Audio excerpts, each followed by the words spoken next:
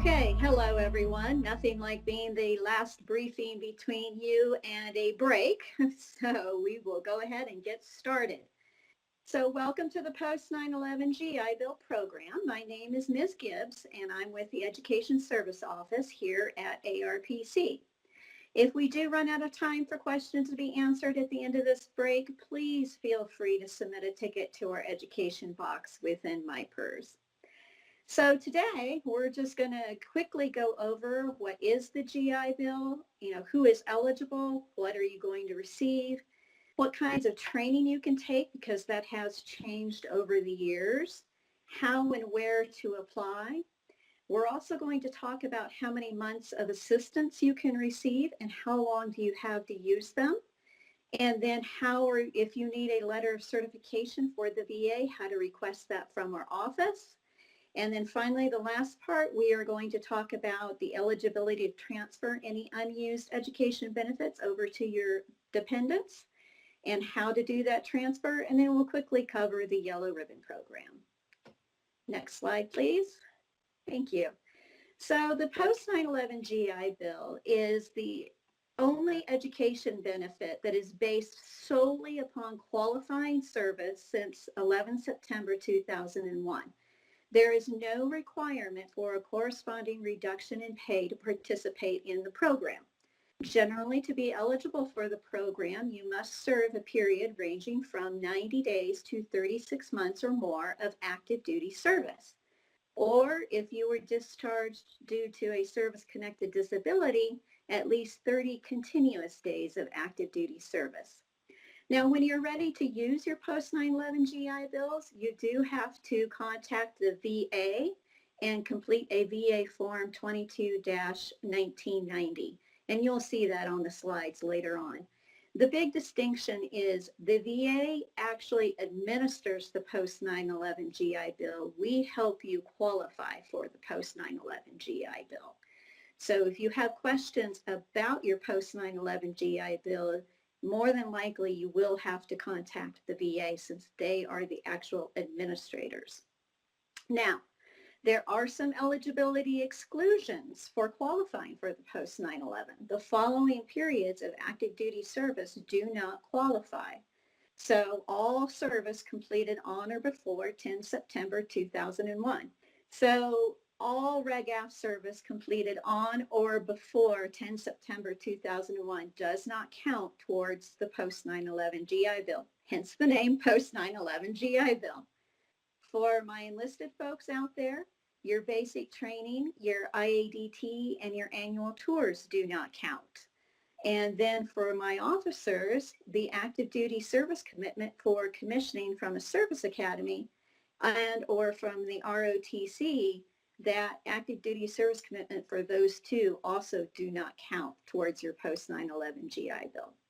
So basically, this is a whole different program from the Montgomery GI Bill that you may have paid into back when you were on active duty. And it's also a different program than the Montgomery GI Bill Select Reserve. And I'm going to go over a little bit later what happens if you qualify for more than one program. If you paid into the Montgomery GI Bill, but you're also qualified for the post 9/11. Another note is the post 9/11 GI Bill is the only GI Bill that you may transfer over to your dependents. And towards the end, we'll go over that process. Next slide, please. So this is what it pays for. So you have your tuition and fees, and they are capped at the most expensive public institution. That does not mean you cannot attend a private institution. It just means that the post 9/11 will take a look at the most expensive public institution and will only pay you the tuition and fees capped out at that rate. You will also receive a housing allowance at the rate of E5 in the location of the school. And you're also going to receive a book stipend up to $1,000. An important note about the housing allowance, it's no longer at the rate of the main campus. It is now based upon the location of the campus where a majority of the classes are being taken. So this was a fairly recent change for the post 9/11. Next slide, please. So here's the kinds of training that it can be used for. It can be used for your training at colleges and universities. It may pay also for a second master's or a PhD, but that is something you would have to gain permission from the VA. It will pay for your trade schools, flight training, distance learning, apprenticeship, vocational. And a good thing, now it will pay for on-the-job training for anyone that is going to apply for a union position. And it can also help out with tuition assistance. It's not a tuition assistance top-up. You cannot have both post 9/11 and tuition assistance for the same class, but you can, during an example for the same semester, have one class paid for by post 9/11 and another class paid for by tuition assistance. It will also cover licensing if you need to go and apply for a cosmetology license, for example, and it will also pay for your certification tests. Next slide. So again, who is eligible? As I touched on before, you do have to have a minimum of 90 days of active duty service since 11 September. And then for all my folks who are National Guard or were prior National Guard, only your Title 10 orders and your Title 32 orders, 502Fs, qualify. And for those 502Fs, those are only for the purpose of an AGR tour or presidential call-up only. Bottom line, it comes down to federally funded. Only orders that are federally funded are eligible for the post 9/11 GI Bill. And again, if my National Guard folks out there, if you have any questions about your orders, are they federally funded, state funded, feel free to submit a question through our MyPERS on your ticket. We'll be more than happy to take a look at those orders and let you know if they are eligible or not. Next slide, please. For the VA, to determine what you're eligible for under the post 9/11, you're going to need a letter of certification from our office to provide to the VA if you have less than 3 years of active duty service, and especially if parts of that service are not covered in a DD 214, which is quite common for the reserves. So as you can see here on this slide, you can see how the benefit is earned based upon the number of qualifying active duty days. A nice thing is if your last period of active duty was before 1 January 2013, a note, you only have 15 years to use it. If your last active duty day was after 1 January 2013, that time limit has been removed. So let's go up to that very first bullet on this slide. What happens if you're eligible for one or more programs? This is where it starts to get a little tricky. But I'm going to give you some little bit of general information. So if you are eligible for both the post 9/11 GI Bill and any other VA educational assistance program, you may still elect to receive educational assistance under the post 9/11 GI Bill. Now, if you have already exhausted your other educational benefits, you may qualify for an additional 12 months of benefits under the post 9/11. And if you have some unused entitlements under another program, you can convert them over to a post 9/11. However, the method and process of making that election to use your post 9/11 GI Bill benefits will be determined by the VA.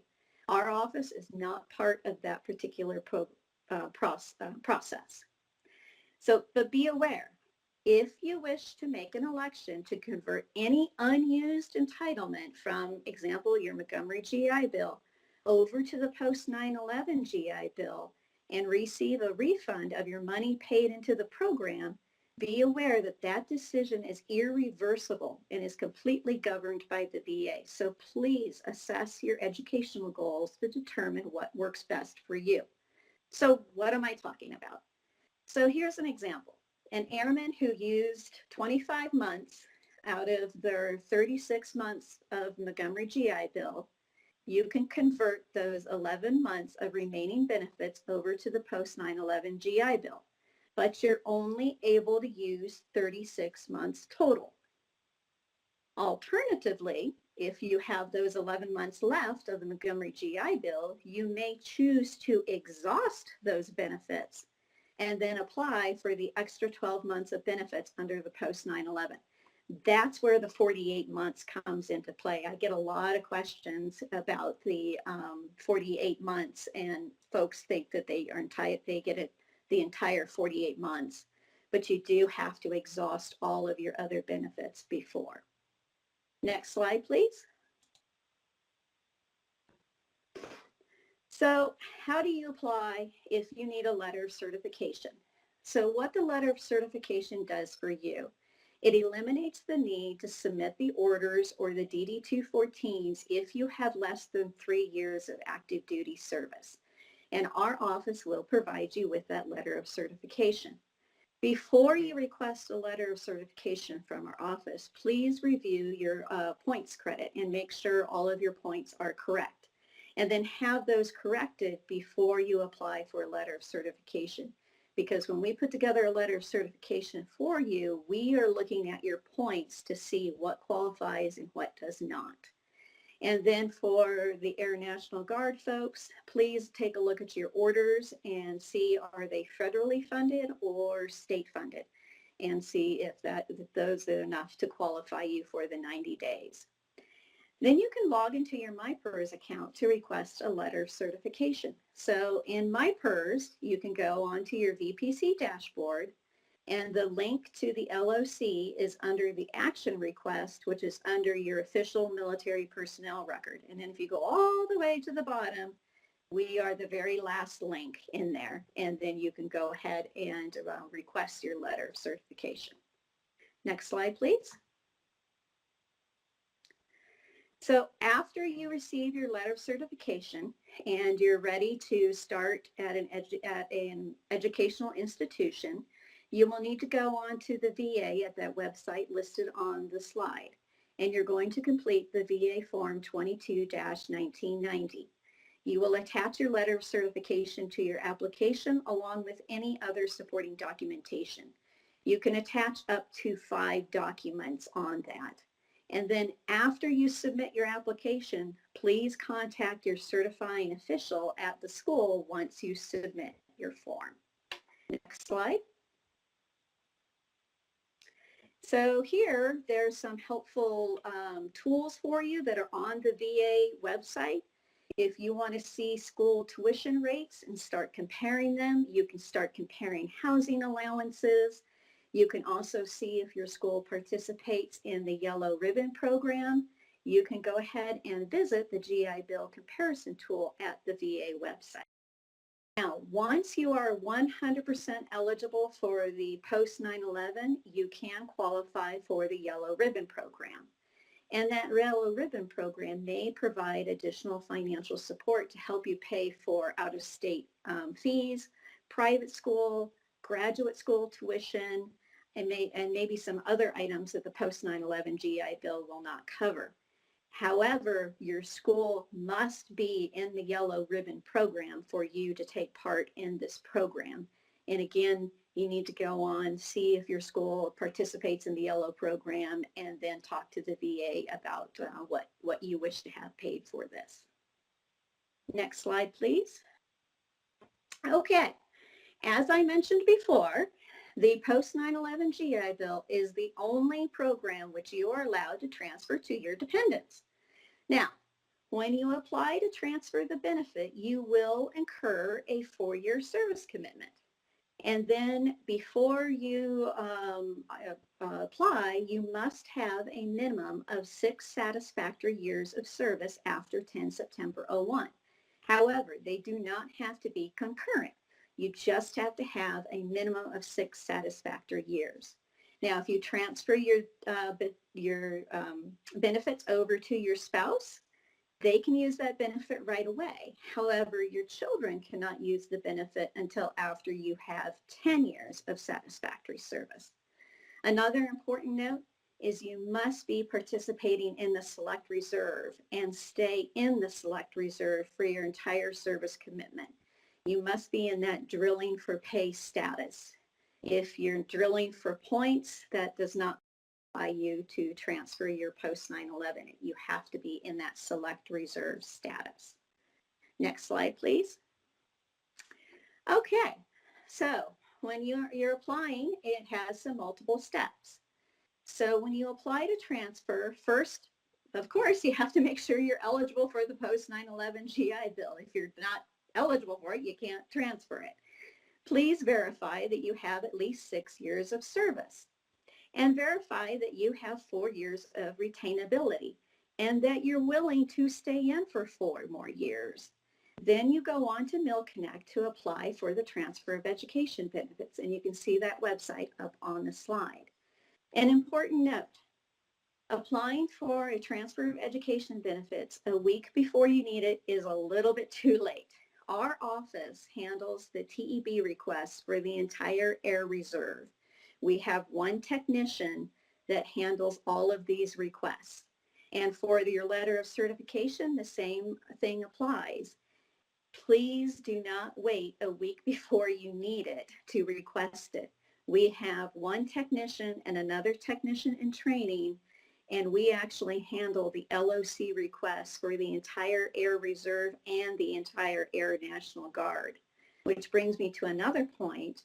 For the Air National Guard, they do have their own TEB office. And so the Air National Guard handles their own TEB requests, but we handle letters of certification for both the Reserve and the Air National Guard. Another very important note, if you are going through the TEB application process and you transfer components, please let your gaining component know if you still have a TEB application waiting to be approved by your old component. If you do not let the gaining component know, the TEB application will still sit there under your old component and it will never be actioned because your old component will not be able to action it and the new one will not know it's out there. So you must let the gaining component know that you still have a pending TEB application out there. I see this a lot for the Air National Guard that comes over into the Air Force Reserve. If you do not let our office know that you have a pending TEB application, we do not know. And once we know, we can have it transferred over and then we can verify your eligibility and action it. Next slide, please. Here's some important notes for transferring your benefits to your children. They must be listed in DEERS in order to transfer. At 21 years of age, your dependent will fall out of DEERS if not in a full-time degree-seeking program. And your dependents can receive the benefit up to their 23rd birthday and can use it until their 26th birthday. So you can apply to transfer your unused education benefits to your dependents up to the day prior to their 23rd birthday. If you wait until they're 23 and try to transfer the benefits, it's too late. You have to do it before their 23rd birthday. And a dependent marriage is not going to affect their benefits. So your dependent can still get married and they can still receive the benefits. Next slide, please. While you are participating in the Select Reserve, you can revoke, modify, and make any additional dependents eligible. So if you are still participating in the Select Reserve and you have a new baby, as soon as that new baby is added to DEERS, you can go into MilConnect and transfer some months over to that new baby. Now, after you leave the participating status, you cannot add a dependent. So after you separate or retire and you have a baby, you cannot add a dependent to your TEB benefits. And again, you do have to be participating in the Select Reserve in order to be eligible to transfer. Another important note, please give all of your dependents at least 1 month. Even if you don't like them, please give them at least 1 month. Because after you leave the Select Reserve, you cannot add any months to them if you never gave them any before you left. Next slide, please. So here's some information for you. There's the VA website where you can find the forms. If you decide to transfer benefits, there's the website for the Mill Connect, and you can also call the VA. We do have the 1-800 number up there, or if you have any questions, you can call our Total Force Service Center, and then they will forward a ticket over to our office, or you can submit a ticket directly to our office. So with that, that concludes this briefing. Thank you very much. And the floor is now open for any questions. I tried to go a little bit faster so we wouldn't go over. I hope we're not that much over. Thank you. All right, so far I only see one question in the queue for you, Miss Gibbs. The question is, to receive 48 months of post 9/11, you have to be eligible for the Montgomery GI Bill and the post 9/11 GI Bill? Do you have to be eligible for both to receive that benefit? You have to be eligible for one or more educational benefits because you have to exhaust the initial one first, and then you can apply for 12 months additional under the post 9/11. So if you paid for the Montgomery GI Bill and you have to exhaust that one before you can get the additional 12 months under the post 9/11. Or if you want to get a refund of some of your money that you paid into the Montgomery GI Bill, you can convert your unused benefits over to the post 9/11 and receive a refund of those monies, but you're only eligible for 36 months. So that's why I was saying you really have to assess your educational goals to find out what works best for you. All right, we have another question in there. If you retire, does the dependent still have until 26 years of age to use the benefits? As long as you transferred everything over to them before you retired, yes. So just make sure that every dependent has at least 1 month, and then they have up until they're 26 to start using the benefit. All right. I have another question from Senior Master Sergeant Jamie Pope. I was told by peers to only transfer 1 month per dependent and not load more because all of the allotment you transfer will be used at once. So to maximize benefits to dependents, transfer 1 month at a time. Is there truth to this? You can transfer as many months as you want to your dependents, and as long as they have 1 month, you can go in and let's say you gave one dependent 12 months and you gave another dependent 20 months. Well, then your dependent you gave 20 months to receives a scholarship. They don't need the benefit anymore. You can go in and transfer those 20 months back over to the dependent that you only gave the 11 months to. So as long as each dependent has at least 1 month, you can play around with a number of months. It's just if you retire or separate without giving them any months, then that's where they are no longer eligible. But no, I mean, you can give each dependent as many months as you want, up to 36 months spread out among all your dependents. I gave my son 35 months, the one that's getting ready to go to college. I gave the other one 1 month. Well, my oldest son now joined the National Guard and he's going to be deployed. So he's going to have more than enough educational benefits. He does not need mine. So now I'm going to go back in and transfer those months back to my little one. And I'm going to wait a couple more seconds to see if we have any more questions. So, okay, I have one more that popped up. So this one is from Yashi Rich.